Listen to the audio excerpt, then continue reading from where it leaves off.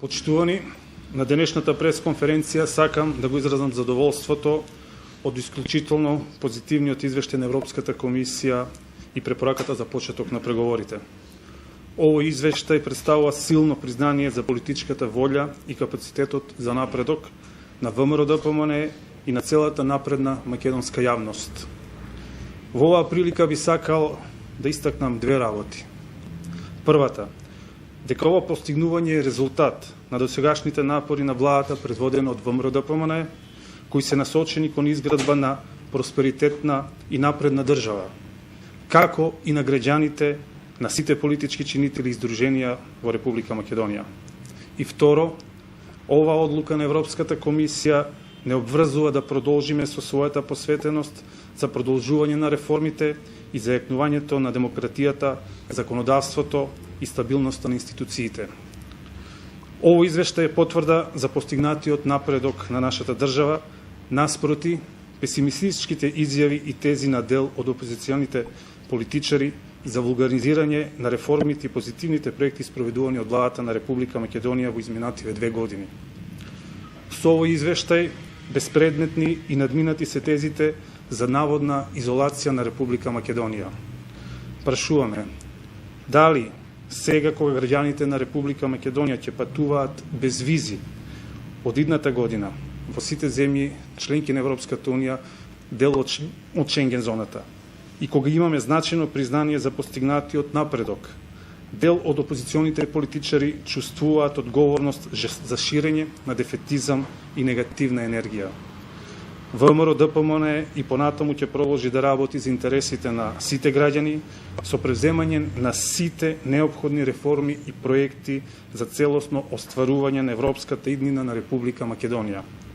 На тој пат наши сојузници се нашата силна посветеност, сите политички партии, цивилниот сектор и сите граѓани на оваа држава.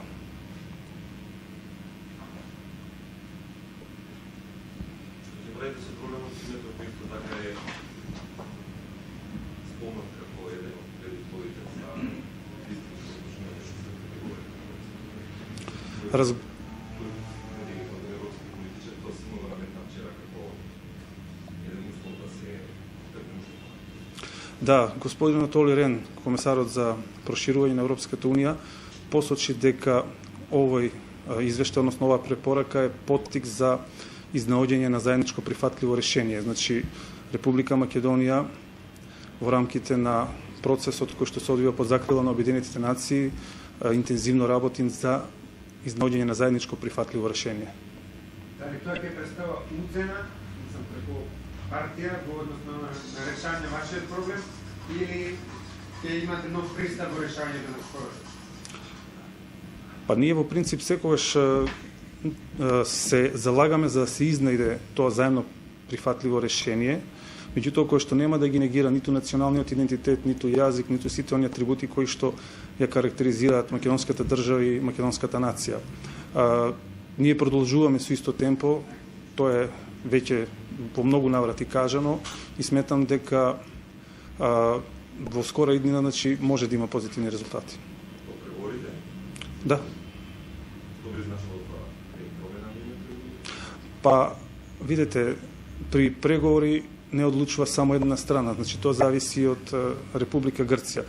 Доколку има добра волја од нивна страна, која што ќе услови изнаоѓање на заедничко прифатливо решение, кој што, како што реков, нема да ги негира ниту националниот идентитет, ниту јазикот и кој што опфатот на примена нема да биде спорен за Република Македонија, ние ќе се стремиме да изнајдеме заедничко прифатливо решение.